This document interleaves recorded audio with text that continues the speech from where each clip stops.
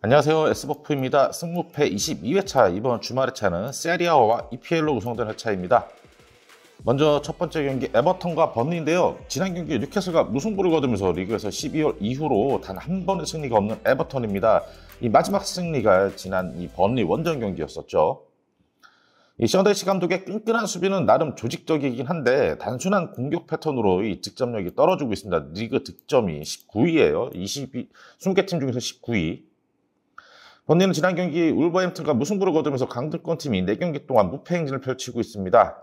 올 시즌 내내 공격 전개와 함께 슈팅 과정은 나쁘지 않은데 이 마지막 마무리 능력이 조금 아쉬움을 드러내고 있죠. 다만 최근 경기들에서는 그래도 득점이 나오고 있기 시작했습니다.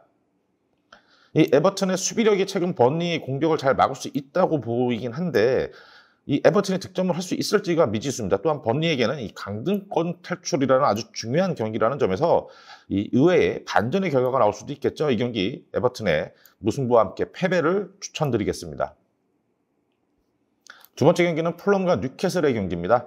지난 경기 노팅엄에게 패배를 기록하면서 자신들이 주도해야 되는 경기에서 3점을 챙기지 못한 풀럼입니다.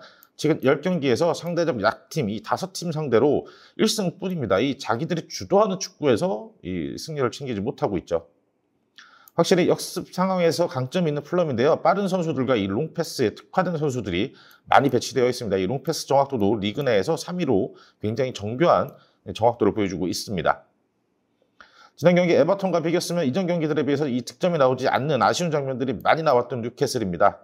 다만 뉴캐슬은 올 시즌 한 번 실점하면 무너지는 수비력을 보여주는 경우들이 꽤나 많이 있었죠. 이 풀럼은 자신들의 역습을 때려 하는 경기에서 꽤나 강한 모습을 보여줍니다. 뉴캐슬 상대로 첫 골을 빠르게 가져간다면 충분히 이 풀럼 쪽으로 기울 수 있는 경기가 되겠죠. 다만 뉴캐슬의 득점력도 무시할 수 없다는 점, 뉴캐슬이 먼저 선제골을 기록하게 된다면 경기 결과가 반대가 될 것 같네요. 이 경기 풀럼의 승패가 갈릴 경기로 추천드리겠습니다. 세 번째 경기는 루턴타운과 본머스입니다. 지난 아스날전 패배로 공식전 10경기 승리가 없는 루턴타운입니다. 이 선수들의 레벨은 매우 떨어지지만 실제 경기에서는 굉장히 콤팩트한 수비를 보여주면서 상대들에게 꽤나 부담스러운 경기력을 보여주고 있죠. 지난 팰리스전에서 승리를 거두면서 리그 5경기 무패 행진을 달리고 있는 본머스입니다. 최근 5경기 상대적 약팀들을 상대로 승리를 거두긴 했으나 압도적인 공격 스탯을 보여주기도 했습니다. 루턴타운이 꼼꼼한 수비력을 보여줄 수 있다고 보여지긴 하는데 본머스가 약팀 상대로 강한 공격력을 보여주고 있다는 점, 이 경기 루턴의 패배를 추천드리겠습니다. 네 번째 경기는 울버햄튼과 웨스트햄입니다. 지난 번리전에서 비긴 울버햄튼이죠. 최근 공격진의 부상이 많다 보니 이 공격력에 문제점이 생기고 있는 울버햄튼입니다. 팀 내 최다 득점자인 황희찬이 훈련에 복귀를 했고 두 번째로 득점이 많은 쿠냐가 직전 경기 복귀했다는 점에서 다시 조금 전력이 올라올 울버햄튼이죠. 웨스트햄은 지난 토트넘전에서 비겼으며 우측 윙어 보웬이 올 시즌 아주 좋은 활약을 보여주면서 웨스트햄의 공격을 이끌고 있죠. 다만 웨스트햄은 수비력이 매우 좋지 못한 상황입니다. 무너지는 경기에서는 너무 쉽게 실점을 하는 경우가 많죠. 리그 내 실점이 16위, 경기당 1.8개의 실점, 굉장히 수비력이 허술한 편입니다. 웨스트햄은 직전 토트넘전에서 중원에서 아주 컴팩트한 수비를 가져갔었죠. 이 울버햄튼전에서도 충분히 통할 것으로 보여지긴 합니다. 그리고 쿠나와 황희찬이 복귀한다고 해도 이 부상 복귀 시점인 만큼 최상의 폼이 아닐 것으로 보여집니다. 이 경기는 울버햄튼의 패 추천드리겠습니다. 다섯 번째 경기는 로마와 라치오의 경기인데요. 지난 레체전에서 무승부를 거두고 매우 답답한 득점력이 문제가 됐던 로마입니다. 점유를 통해 풀어나가는 로마이긴 한데 비효율적인 움직임도 많고 선수들이 개인 기량으로 풀어나가는 경우들도 종종 나오고 있죠. 라치오는 유벤투스와 2연전에서 1승 1패를 기록했죠. 이 투도르 감독 체제에서 아직까지 좋은 경기력을 보여주지 못하고 있습니다.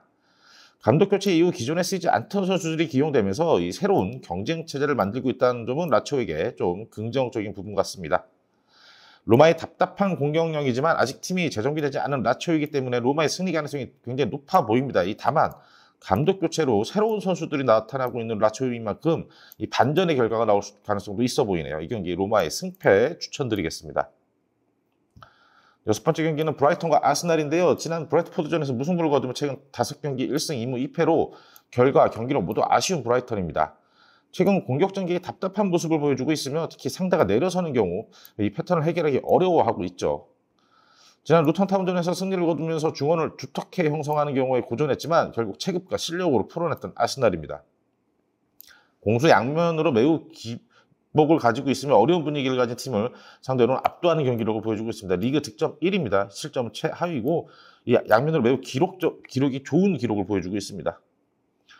아스널의 압도적인 퍼포먼스, 충분히 브라이턴을 잡아내겠죠. 이 브라이턴의 패 추천드리겠습니다.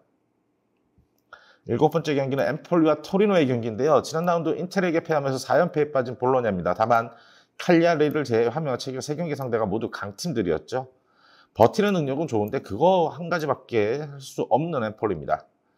지난 라운드 몬차에게 1대0 승리를 거둔 토리노입니다. 다만 상대가 이 퇴장 여파가 있었다는 점 감안해야 되겠죠.